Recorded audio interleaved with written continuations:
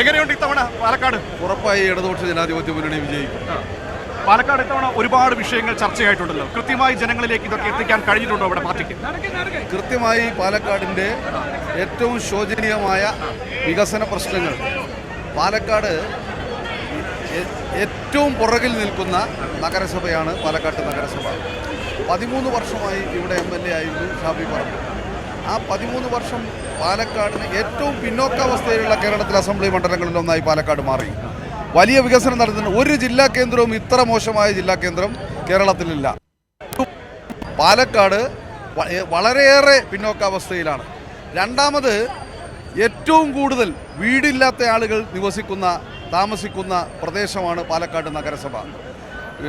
പൊട്ടിയ ഓടകളും നാറിയ വഴികളും മലിനജലം കെട്ടിക്കിടക്കുന്നത് സർവ്വസാധാരണ ഉള്ള ഒരു കാര്യമായി പാലക്കാട് നഗരത്തിലാക്കാൻ ഈ നഗരസഭയുടെ പരിധിയിൽ എല്ലായിടത്തും കാണാം.